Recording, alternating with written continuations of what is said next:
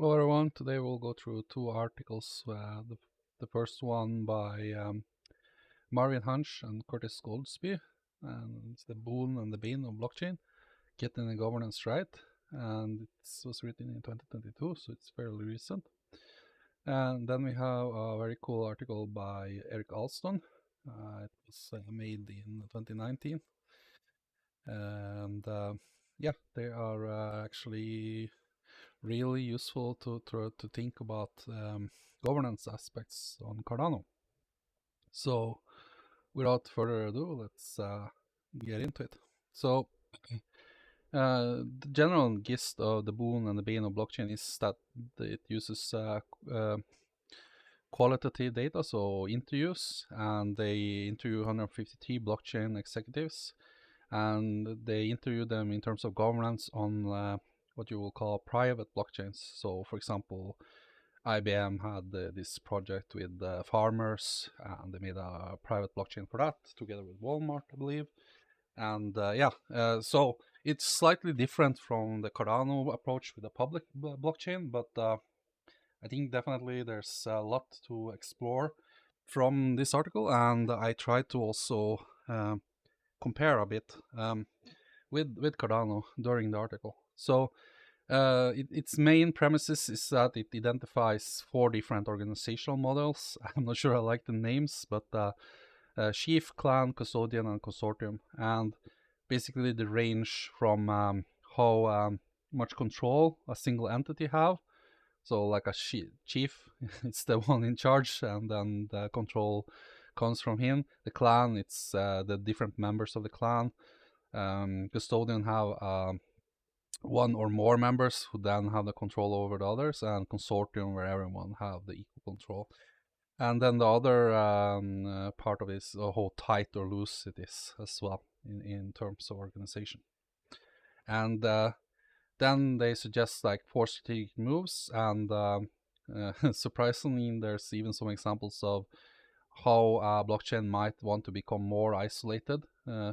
So, for example, in the beginning of a project, I guess you could even compare it with Cardano. It was federated in the beginning. It was fairly isolated because, frankly speaking, there was not enough pool operators. So that took time. We had the friends and family testnet. We had the ITN. We built up a network, and then gradually they released the control, making a strategy of both more loosening of the control instead of tightening the control, and connecting more instead of isolating to the one organization they were there themselves. So it's fairly straightforward once you get your head around this article, but there's still some useful things to get from this.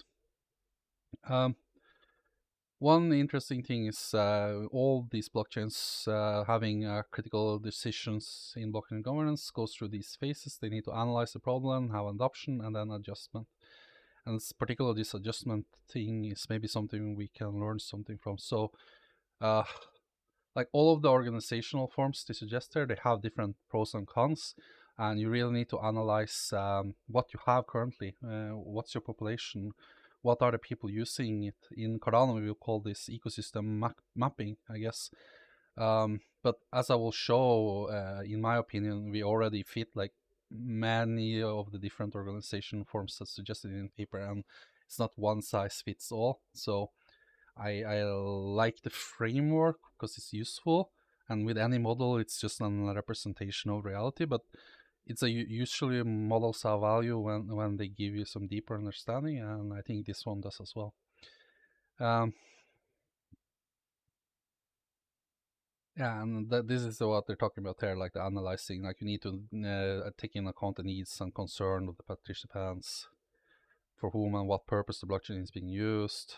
And then you may require continuous governance adjustments. And I think particularly this is true. Like I can already see, and this will lead into the other article we'll discuss, but I can already see like how there's a entry and exit cost on Cardano currently that makes some governance quite hard for people who do not own a lot of ADA to be able to participate.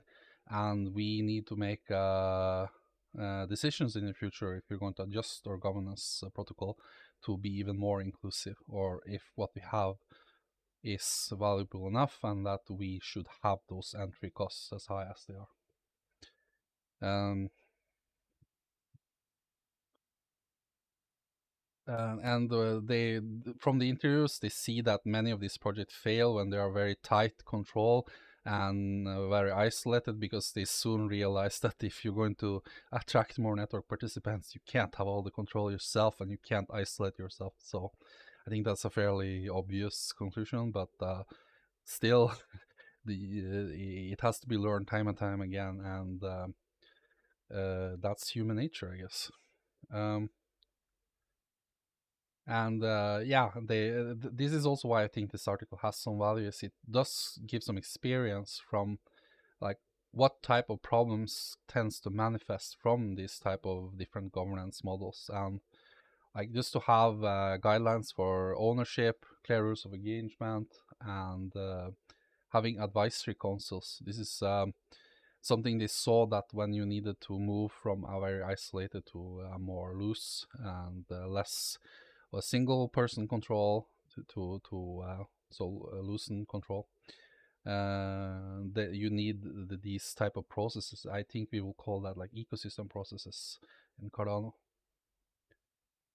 uh, and yeah, of course you need to establish clear governance structures that closely align with the overall vision for the network and affect the parties' role in the transactions on the network. So again, this is why on public networks like Cardano, I think in many cases you would probably have a more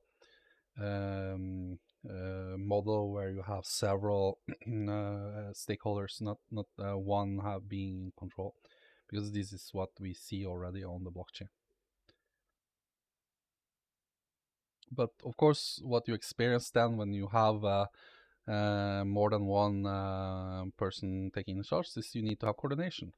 And again, like this is my key takeaway here. It's like aligning and having interfaces for that, resource deployment and operations, and mutual adjustments. All of this for me is ecosystem processes, but it's valuable to know these are the types of things you need in those ecosystem processes. So you need alignment. You need proper interfaces. I would call that platforms and places to discuss in a proper way. You need to have agreement on resources deployment. This is very crucial for Cardano. Like we have all of these backlogs of things we need to do. We need to decide on what to prioritize and what does not get, and it needs to be done in a transparent way.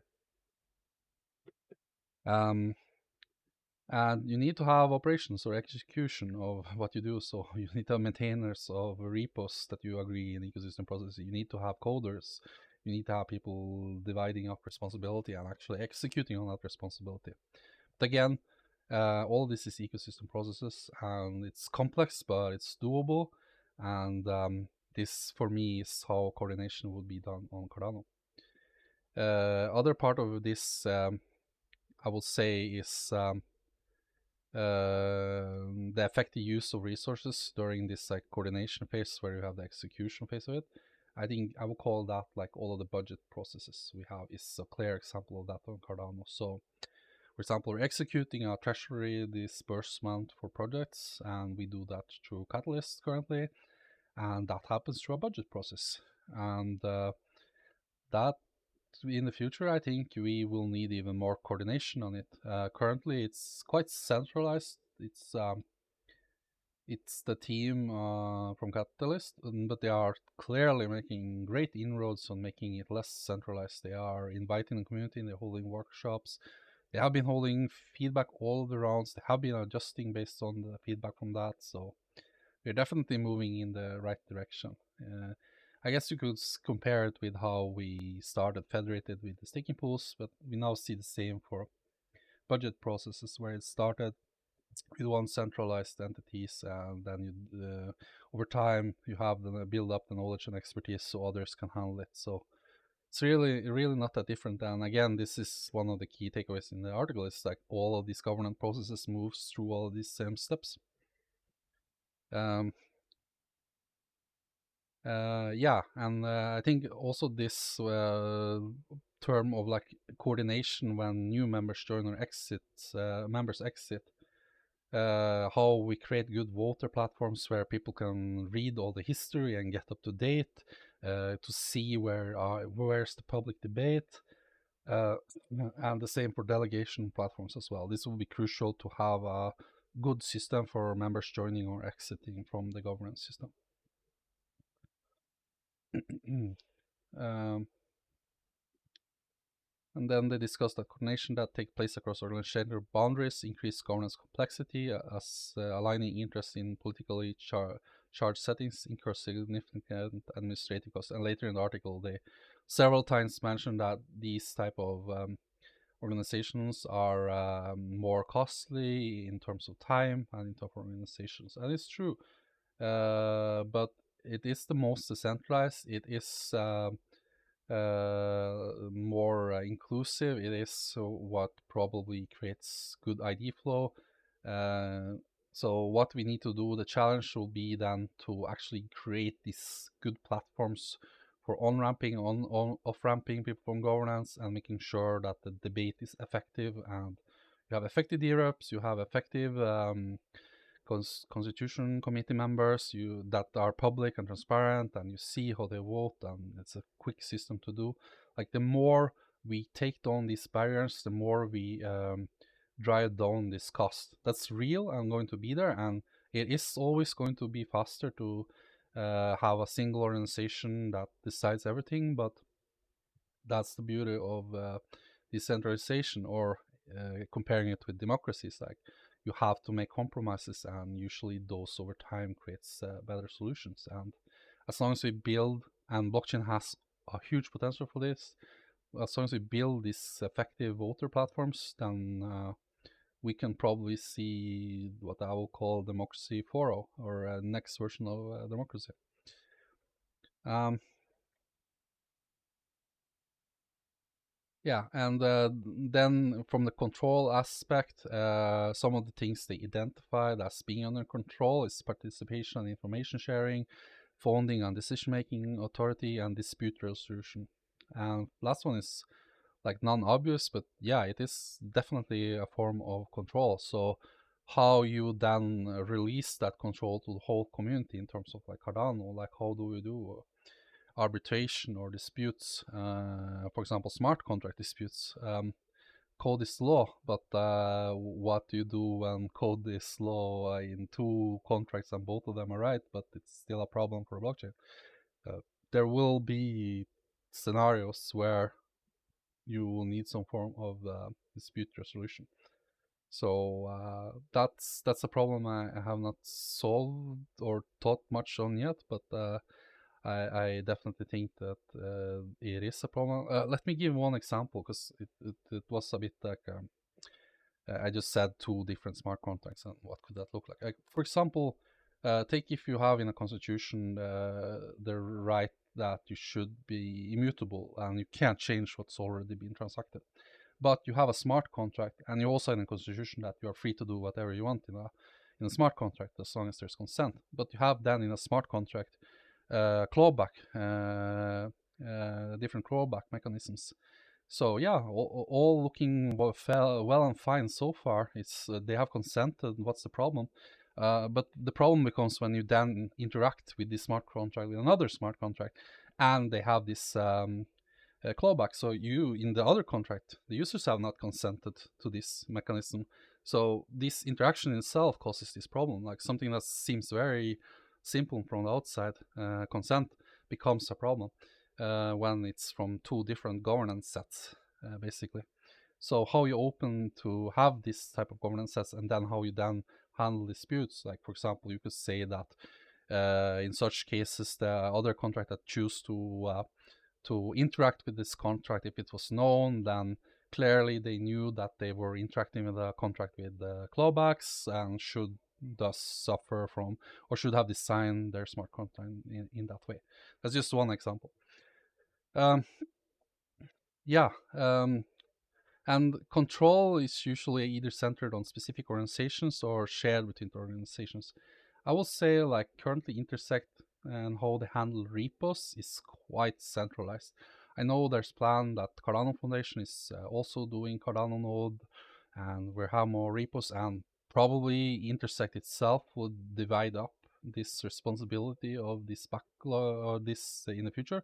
So it's going to get better. But this is just to show that, like, yeah, we're decentralized, but we have a long way to go in decentralizing, in not being just centered on specific organizations when it comes to governance control.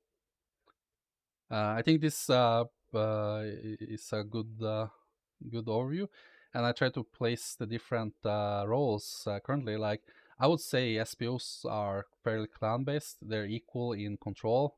Granted, it depends on your weight in how much delegation you have to you, but like overall, as a whole, SPOs have equal control and say. Multiples are more of these clan members, but yeah, I think the idea still holds. And they all decide on the consensus together. Um, I'm in a bit more trouble with the Constitution Committee if they are a chief or a custodian. It will really depend how many organizations and how it works. If every member is from a single organization, it will likely be much like a chief model. If it will be from the, let's say, three entities and the community, it will look more like a custodian model. And maybe also the repos on Intersect and such in the future will also be more like a custodian model where there's multiple maintainers together handling the repo, and then lots of contributors to that. I think currently I would say DREPs are consortiums, because you will have probably alliances of DREPs forming one segment of this and others again, and together they will join in on agreeing on different topics, and all of them will be able to do different things. Like, that's the difference between here for me clan and consortium. So SPUs will all validate the blocks in the same way, but governance proposals from DREPs could be sure they follow the same rules, but it could be vary differently from one to another how it works. So I will say it's more loose and more connecting. So more on this end of the spectrum, I would suggest. DeFi consortiums, like all the different DeFi organization players, clearly would be different organizations, so fairly loose, but they will need to make some standards together. SIPs, I think, will be far put here because the SIP process itself, usually it could be many different interested parties coming together, like so it's fairly loose and fairly connecting in how it works. Yeah, what else should we bring? Yeah, I already talked about nodes and about repos, so let's not regurgitate. Uh, hmm.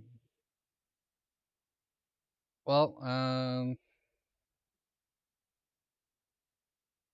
then they discuss a bit like the downside of the more control versus the more loose organization method. Uh, and basically, like, it's quite important that you actually have enough people in the ecosystem to be able to, for a consortium to work. So basically, you need to have different client representatives for each type of topic. And again, this points me to ecosystem mapping. Like, we need to make this in a proper way. And the whole consortium method in itself, and I think that's where we need to be with a lot of these things. It favors consensus-based decisions, and for me, when I heard that, it's like, okay, that's sociocracy basically. So definitely something to look into is how to fit this type of consortium model into a sociocratic method, and if that's a way forward in terms of governance. Um, But as I said, the downside, of course, is this high amount of bureaucracy. I've experienced this. I've seen it in sociocracy. It's extremely good at aligning when people work together on it, but it takes time. But it's really effective in then making a decision that everyone is comfortable with, basically. So I I am not entirely convinced yet it will work in all types of models, and that's why I found this article useful. Like, I don't see Cardano blockchain as having one of these four models of governance. for everything. I think it will be different for different situations and different voting methods, and that's something I've been a proponent of a long time. Like you don't bring the wrong tool to the wrong type of job. You always fit the tool to the job you're doing. So, for example, if you are trying to be as inclusive as possible with low entry cost. We'll talk about entry cost in the next article, but if you want to do that, you need to be inclusive. You then need to have voting methods that appreciates that everyone then has a vote as a person. That's maybe not so suited for security parameters of the protocol. So I would not dare. The whole premises of proof of stake is to protect you from this 51% attacks by having that resource ADA. So you would endanger those security parameters if you went with a one person, one vote type of method for security parameters, as an example. But it could work great for treasuries. We saw Catalyst experimenting with one wallet, one vote, and you needed a minimum of 50 ADA, but then you're able to vote on a location. So I would love to see more on that, and I think that's the way forward. It's not only a single approach, but multiple approach, and articles like this makes us understand what type of approach is good for what type of situation. And also like the example with consortium, well, one's big problem is like you're aligned until you're not aligned. The Libra was a great example of that. So they had all of these different players, but it was really Facebook who had the strongest core, believing wanting to push forward this, and the moment there was pushback from regulators, it fell apart because the others in the organization did not value as highly the same goals as Facebook did. So clearly, like consortia, it works really well when there's high alignment. That's why I mentioned sociocracy, like sociocracy methods, because those try and tend to create high alignment. But it's a danger, like you could have organizations fall apart if there's too much pressure and you don't share some common goals. So this is again one key reason to have a constitution that also has some values it mentions. Uh, yeah, and if you want to read this article then and have a summary, then go to page 157. I think this pretty much sums up the whole article, everything I've said so far. And I'll put the MBO repos in chief, SBOs for the node operation, CCs for the legislation, like this is clan. Custodians, like if you look at the SIP, when you actually do the voting on the governance, it's SBO plus DREP, so those are custodians, or DREP or and CCC. So in the actual vote itself, it's I would argue it's a custodian vote. And then consortium, I think in the future MBO could be such as Intersect could be consortiums. Yeah, I think that's all I want to mention from this article, so not keep it that long. Like again, if you want to have a quick overview of this whole thing, we'll read page 127 of this article. Okay, that's the boon and the bane of blockchain. Let's move on to the other article. So Eric Alston is, I read a bit from him and I really like how he approaches things. He looks at it from economy perspective, but also from socialist perspectives, and he clearly has a lot of experience if you look through his credentials in constitution work. So it's always exciting to try to understand. Here in this article, he discusses some of the fundamentals of constitutions, and also like how it's actually quite exciting with private governance. And here, private means that it could be on a public blockchain. It just means like it's not the government of a nation. It's private citizens doing governance instead of, say, the governance you do on in your work. That's also private governance, but it's not been researched so much, and there's not so much data on it. But for blockchain, it's all there. It's transparent. You can really do things fast and learn a lot about private governance. So I agree with him there. That's a great point, and it's something that will make one of the things that makes blockchain so valuable, actually. Um, yeah. So he starts to discuss a bit about constitutions, how they're usually secondary rules. I would say a classic example is the process rules. He calls it the rules about the rules. Like I would say the best in all of the different constitutions I read about is like they all have some form of process rules, how the process of making other rules will work. Um, and they discuss usually how laws are enacted, administrated, and adjudicated. And again, we need arbitration rules. I just noted because, also for constitutional, like, how do we decide if something, like the constitutional committee will decide if something is constitutional or not? How will that work in the future as well? Will there be some, and for example, the secondary rules, I gave an example about the two smart contracts, like how will we have arbitration? So the constitution needs to have some rules for that as well. So you have some form of making it administrator and educated. And of course, since it's secondary rules, they give the point that constitutional rules are usually the most rigid rule sets, and I agree with that. And it's this dilemma between creating some form of flexibility through amendments, because the alternative is that you don't no longer follow the constitution, the whole system collapses. So all of these designs of constitution have this dilemma between flexibility and stability.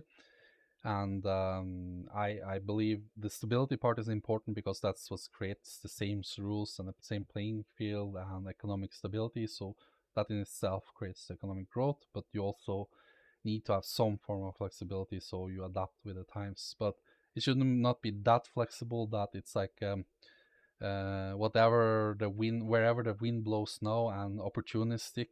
So let's say, for example, AI creates a lot of users on Cardano, and they can do governance way better than a regular user because they never tire, they don't get voter fatigued, they just keep voting, and reading out all the information, absorbing millions of times more information than any of us single humans can do.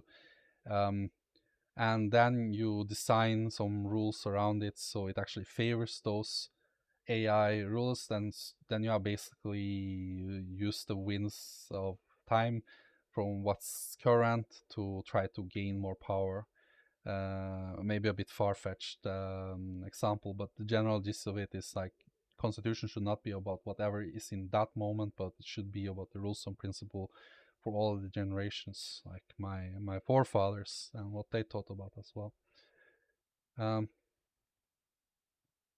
And here it talks about this, like how it's a very ripe place for understanding private governance. And again, private governance here doesn't mean that it's not about public blockchain, but it's about the people's governance instead of the directly the people's governance instead of a government governing over the people. I guess you will call that direct democracy or liquid democracies. Um, And he predicts that membership rules, rule entrenchments, and amendment process will become increasingly silent governance choices. And he also talks about this being like a potential competitive edge when compared with other between blockchains, basically, and also in driving forward the knowledge about constitutions. And if you compare with Cardano, I would say the actually the CC would probably be part of the legislative because they will interpret whatever we do. But um, I think I will put them here judicial in being the interpreter, and legislative would probably be the ADA holders through the DRAPs who will actually propose Cardano constitution changes. And the executive branch would probably be the SPOs, I guess.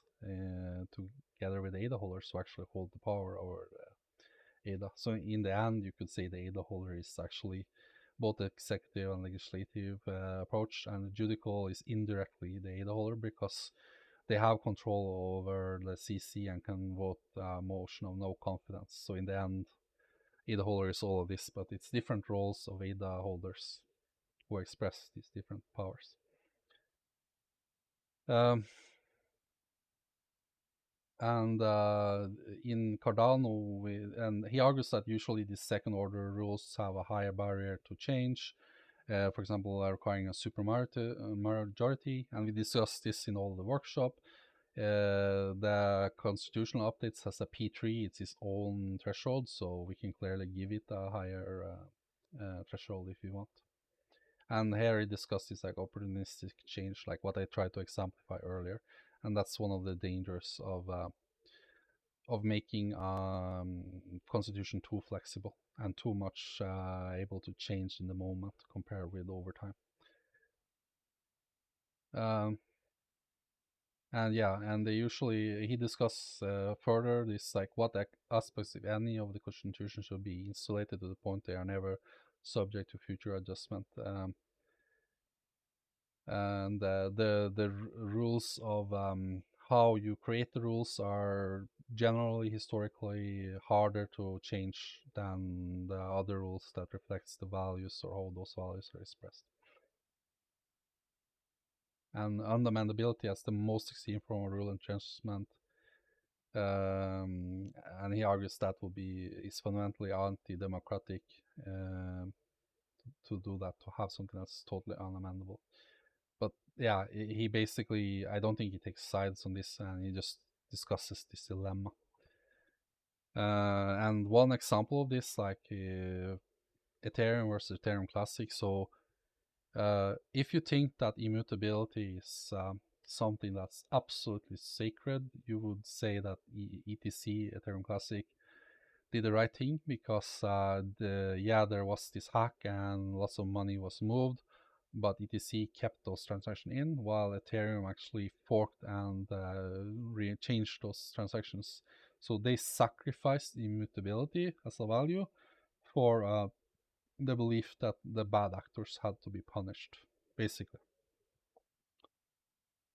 Um, and I would argue that the cost of doing these things as systems become bigger and bigger becomes more and more significant.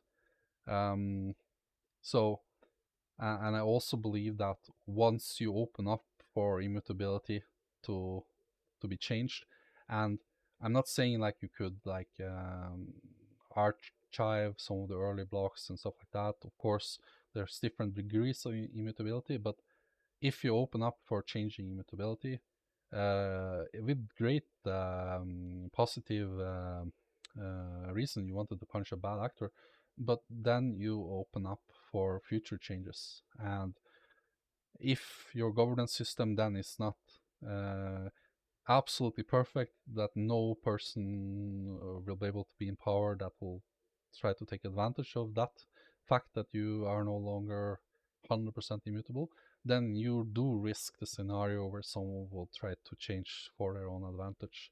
It could be non-obvious, it could be very sneakily done, but just the fact that you open up for the possibility by having done it once, for me, is quite problematic. Um, so I will not come a hardliner that there's absolutely no scenario without immutability, but for example, I do think we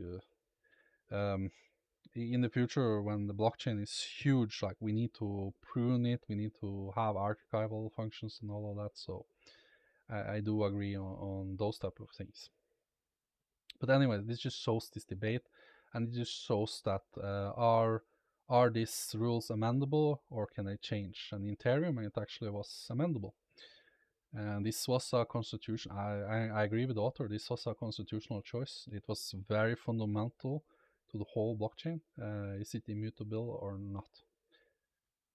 Yeah, but the other thing he discussed, and I want to quickly go through that as well, is citizen rules, exit and entry cost. So For me, this is very valuable for the whole debate and how we handle governance, and it's something I've been a proponent of early. It's like having a having a low entry cost and making exit costs smooth, but and I will propose something that's different from what the author says or discusses. I will propose that you don't always need to have exit costs, but you have to have alternatives.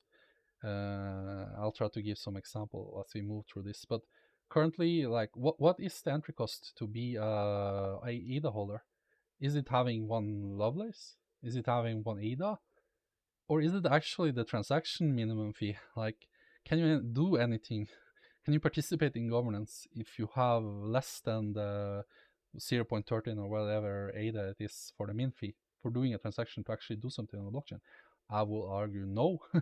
um, but maybe we can design something that even one Lovelace will let you participate. But yeah, just thinking about it truly, like what truly is the entry cost on Cardano?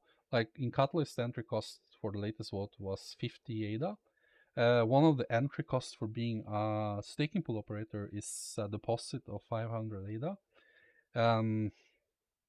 We will have entry costs probably for governance proposals. You can pool that cost, but it's still an entry cost. So what you start to see here then is that it's a fine-tuned mesh of different CitySep rules and different entry costs on Cardano. And the same goes for exit cost. Like there's a cost in transaction for actually sending your ADA to somewhere to sell it. There's a cost in operation for turning down your staking pool. Uh, there is likely going to be some cost with ceasing to be a delegated representative. But in all and fairness, like the exit rules on Cardano is very low. I think that's a great thing because having low exit cost means that it's easier to experiment. And the author argues that on blockchains in general, there's a low exit cost, and that usually drives forward governance theory and in private governance. And I agree with the author. That's one of the main benefits. But what if you could also say that instead of exiting a rule set you do not like, what if there's alternatives? So here's where partner chains come in. And if we do this well, like your ADA could also have influence on Dust, on Midnight Network. Your ADA could have influence on a partner chain. So maybe you are not interested in the layer one rule set and the governance there, but maybe you are interested in what's happening on a partner chain. Or yeah, so you can actually have a third entry. So I won't. It's not an exit because you're still holding the resource that's part of that governance system. It's not fully being entered either because you are actually more interested in the rules on this second or third governance set. So it's something in between, and this is something I think we should explore more. Just a head up to Eric Alson that that's an interesting topic that you can discuss on proof of stake and with partner chains, like where the actual value you're holding can have a governance set in other governance as well. And I guess that's the same for Ethereum with sharding, where you have internal rules there. But yeah, and finally, I will highlight there's also social cost, and this is why people are so sleeping on Cardano. Like they don't understand governance is huge. If you create what I will call a people blockchain, where there's a high amount of communities and everything you do in governance has impact because of the sheer scale of it, then it becomes a massive social cost to exit from that system because the alternative is not there. And how do you align that with what I said earlier, that it's good we have experimentations now and that we have low exit costs?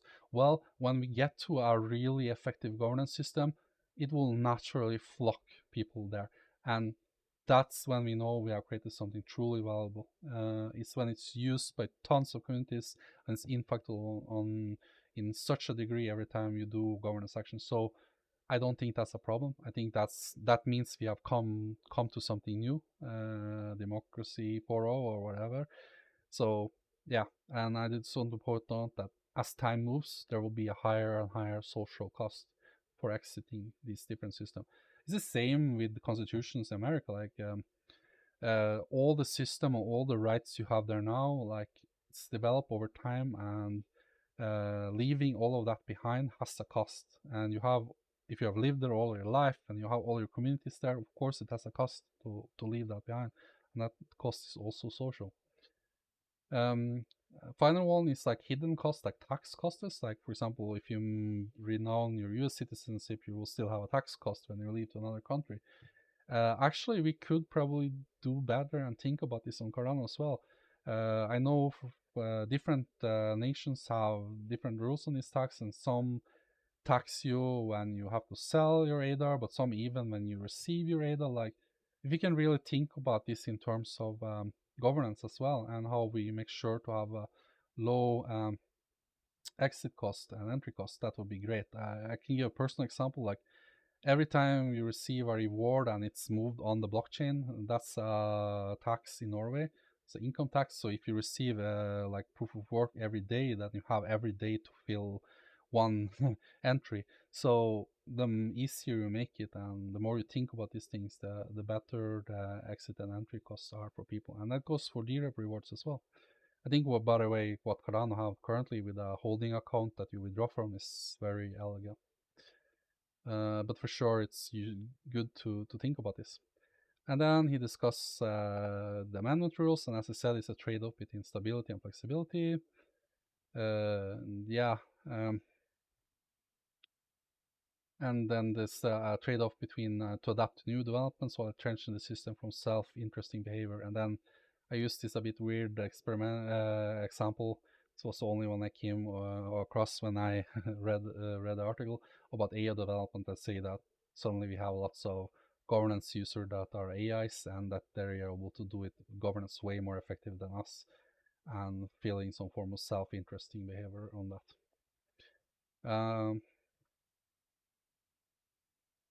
And yeah, as he said, like usually blockchains have a low exit cost. You just go to another blockchain. But I'm proposing and discussing, what about this? How do you create rule set for interconnected blockchains, where it's no longer one single blockchain you're exiting from, but you are part of multiple blockchains, and having partner blockchains and so on. Um,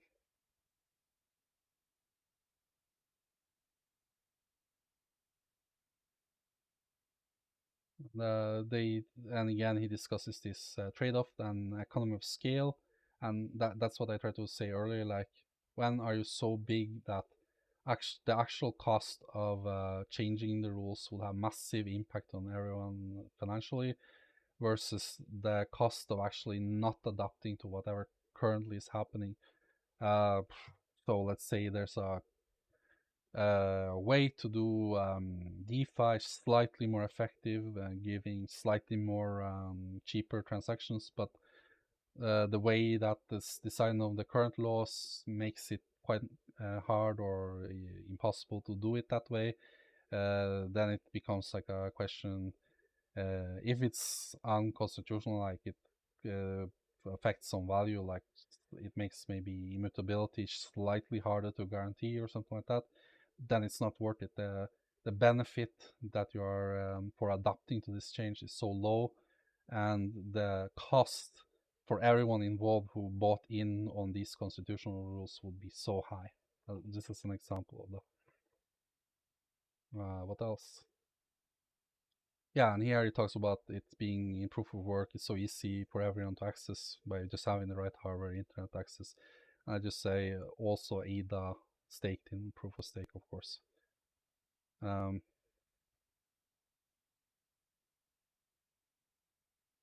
yeah, and again, I'm asking about these partner chains.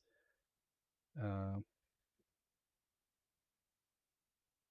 and we have this like minimal transaction. We have a min fee on Cardano, so we also have this like limitation factor on expressing yourself on the Cardano blockchain. And you could argue you could have even SPO sensor transaction without a value in the future, because as Cardano becomes more and more dependent on the fees from the network, as we reach the plateau of the issuance of new ADA, because there's a maximum amount of the ADA um, issued for rewards. And then we are more and more fee dependent, and you could see a future where basically SPOs would refuse to do a transaction if it was not a current size of a fee that had a certain size, unless you made this unconstitutional to do this. So again, like these type of issues will force themselves one way or another, and we will likely not foresee all of them in the future, but we can try to think about them and make good rules for how we change the rules, and that's what the constitution is there for. Uh, yeah, and like even if then again he discusses the Ethereum versus Ethereum Classic. So even if 99% agreed to change the immutability because all of them think it's unjust, how about that 1%? And does it not open up a potential change in the future as well? So I'm leaning fairly towards immutability in that value. Uh,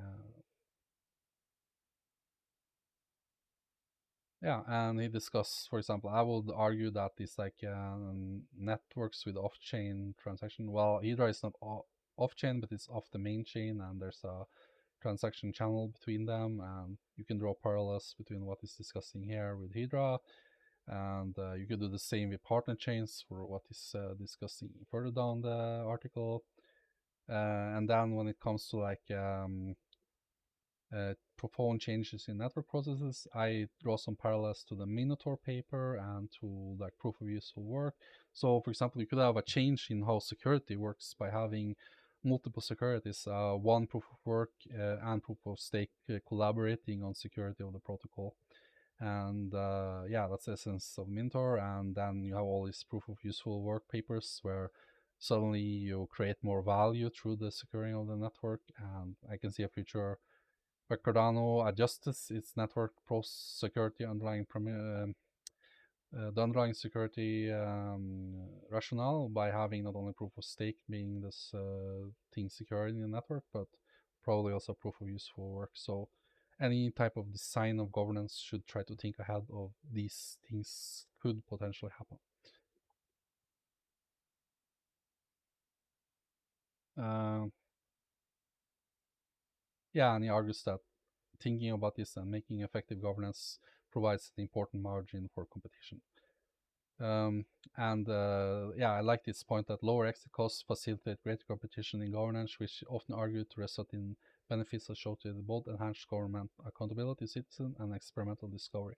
I agree with this. It's a great point, and we should strive to have a low exit cost for Cardano, and it will actually naturally with time become higher and higher the more the social cost will be of exiting. So if it's up to me, I will try to design for low exit costs as much as possible. And as I proposed, maybe also alternative to exit costs, like different governance sets through to partner chains. Yeah, I think that's all. Hope that was useful. I tried to summarize the two articles. Thanks